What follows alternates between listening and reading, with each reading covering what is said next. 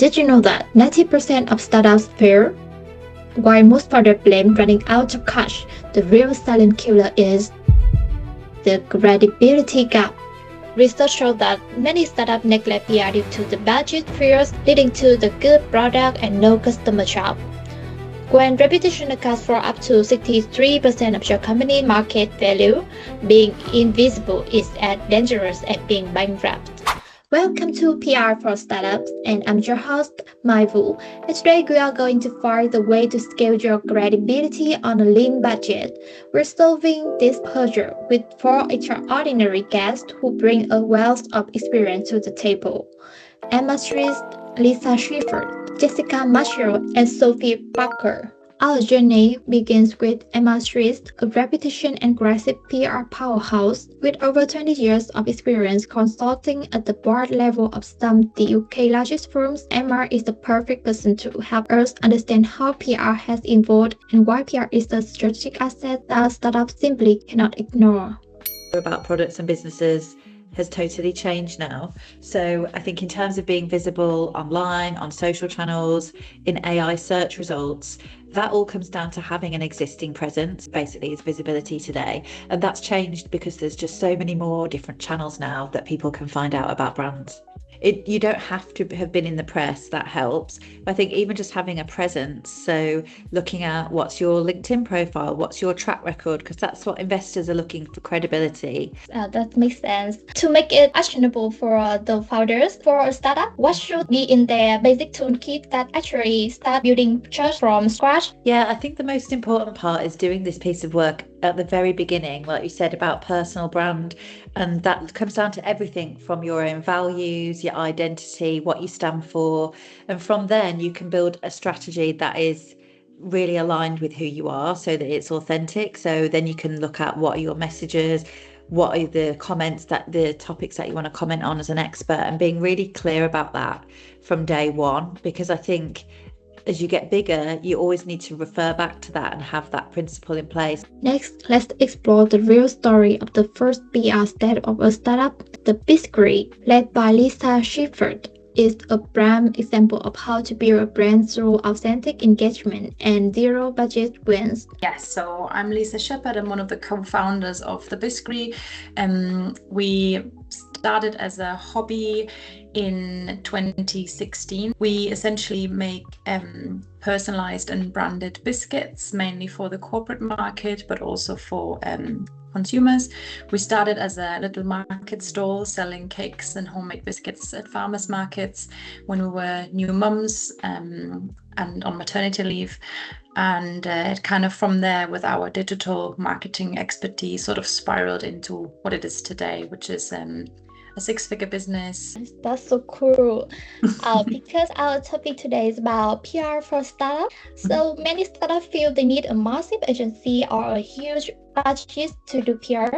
How was it at the Biskery? Yeah, so we come from a digital marketing background. So Saskia and I, my co-founder, and I knew how to be found on Google, but obviously that is a bit of a slow burner. It takes a lot of time, the SEO, to create that sort of those trust signals online and to start ranking with your website.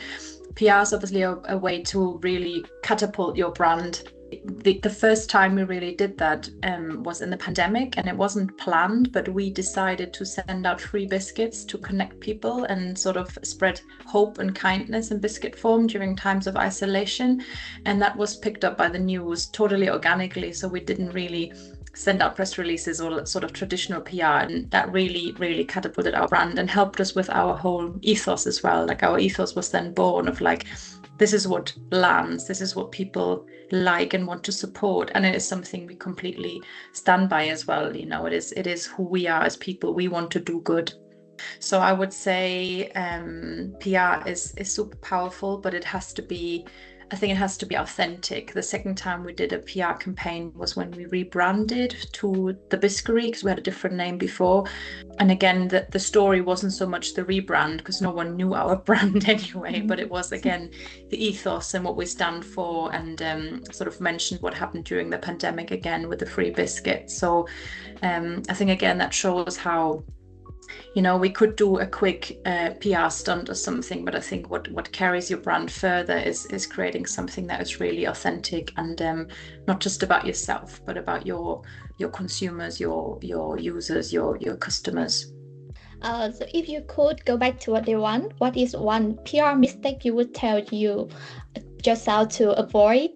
Doing PR for the sake of it is never a good idea. I would say, do something right and properly, and when you really have something to say and to add, rather than just jumping on bandwagons and getting your brand out there for the sake of it. I think if in the pandemic is, with our Free Biscuit campaign, that was something so authentic to us and so real that there was no it never felt forced, and again that people then came to us. So I think that's a perfect example of how when you find a hook that really works for you, or when there's something happening in the world that really fits your brand or your product, that's when you should become active, rather than just sitting there and going, oh, it's April Fool's, or it's Easter, or it's whatever, let's just do something. Unless you have tons of capacity and time and a great team, then you can try it all, but usually as a startup it's very limited. Yes, that's very helpful. For many scaling businesses, a full-time in-house team isn't always feasible. This is where Jessica Maccio comes in. She offers a fractional solution, providing senior-level strategy without the full-time overhead. So my name's Jess Maccio. I've been working in PR for 20 years now. And then in the last couple of years, I've changed my job title to a fractional digital PR director. So what that means is I am a senior PR resource, often for startups. They get all the experience that I've had over the years without having to hire me full-time, which would be a lot more expensive. So for startups looking to launch with their story, I do actually advise that they start before launch with PR as well. Having a fractional operator such as myself is a really cost-effective way of sharing your story, building that trust, but without big agency fees and that kind of thing. So for startups, they have a tight budget, and so every pound they count. What does the actual return of investment look like for a fractional PR model? PR historically is difficult to say, if you spend this, you get this. Yeah. That's why I love digital PR. So we can use metrics such as brand mentions, how many times their brand is being mentioned within articles online. We can look at traffic through Google Analytics. Has somebody read that article, clicked through to their website?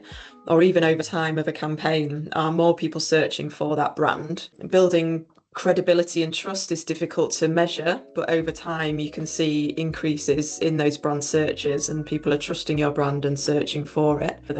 I worked with a pet app recently, so they were obviously interested in getting in front of as many pet owners as possible. So for me, that's a mixture of national news. Those links in like the Mirror and the Sun, that kind of thing, are great for SEO, but then also the smaller publications that not many people read, but it's purely for dog owners. So my strategy is always to look at the market and say we could reach owners in these places, and this is how we're going to do it through the campaigns. So to scale credibility usually requires a big marketing spend, but for a startup on a kind of lean budget, where do we even start? Ideally, most founders have got an interesting story. They may not realise why or if it would be of interest to people, but it's, as a PR professional, it's your job to find those stories. So I always sit down with the founders and interview them like a journalist would. They'll tell me why they started their company, what their goals are, do they want to employ lots of people and that kind of thing. And then it's my job to frame that story, get them interview opportunities to show. It's about giving the best picture of that person and that business, and then that obviously helps attract investment. Again, that would be a mixture of national media interviews, but then also, say, money pages or specific investor titles like Money Week, for example. So how about if they don't have an interesting story? So I love data for this. My client with the pet app did have an interesting story, but once you've shared that story, it's not going to get repeated. So she got scammed while she was trying to buy a puppy online. This puppy didn't exist. She lost £500. That was great to share, but then what do you do afterwards? And it's the same strategy with the founder that perhaps doesn't have an interesting story like that. So I looked at national fraud data. So she may have got scammed, but what's the picture of the whole country look like? And you're looking for that common story that somebody could relate to. So somebody will know somebody else, or it's happened to them, that they've been scammed online as well. So I found out it was over £5 million people have lost over the last 5 years to online scams just for dogs. So that helped us. Without her, if I didn't have her interesting story, I would have just used a data story like that. You could do that for any market, any sort of sector, travel, beauty, health, finding that common ground and thinking this is the problem that the startup business is trying to solve, and then you introduce their business as the solution to that problem. Another aspect that startup cannot afford to miss in the early stage is the world of influencers. Sophie Barker from Actors is here to show you how a startup can navigate the influencer world even with a lean budget. Yeah, of course. So I'm Sophie. I'm coming up to 8 years of working in PR now, mainly on the sort of digital PR side, and also got a lot of experience specifically in influencer marketing. Okay, so I think with influencer marketing, this is a really interesting subject. So I think a lot of brands look at it and think, oh, well, I don't have big budgets for influencer marketing, so how am I going to do this? But the influencers are going to cost you a lot of money, typically are the ones that have got over 1 million followers. So if you're a smaller brand and you want to get into influencer marketing, I think your best and biggest option is to look at gifting strategies. So that would be where you send your product out to influencers, because that's obviously not going to cost you any money, but it is going to cost you in your product. But the one thing you really need to make sure that you're thinking of is that the influencers you're targeting are actually aligned with your brand and your audience, and that influencer has an engaged following. I think if you can make sure you've got those things down to a T, if you're offering a product to that influencer, they're going to more likely have an engaged following that are going to align with that product. Yes, for sure. It sounds like it's all about the right space. Choosing the right partner is crucial. But what are the key criteria for founders should look for? I think the main thing you need to be looking at is whether they've got an engaged following or not. You could have an influencer with 10,000 followers and feel like you're not going to get much out of that, but they could have a much more engaged following than a creator with 1 million followers who maybe a handful pay attention to what they've got to say. I think creators that manage to build a big community are your best option. I think a good example of this is a girl called Becca, or I think her handles on Instagram and TikTok are festival styled. She does a lot of festival content creation, and she recently went to Coachella and she went off her own back. She didn't get paid to go, but she just created so much content, and she gave her followers and her community an inside look as to what it's actually like to go to Coachella.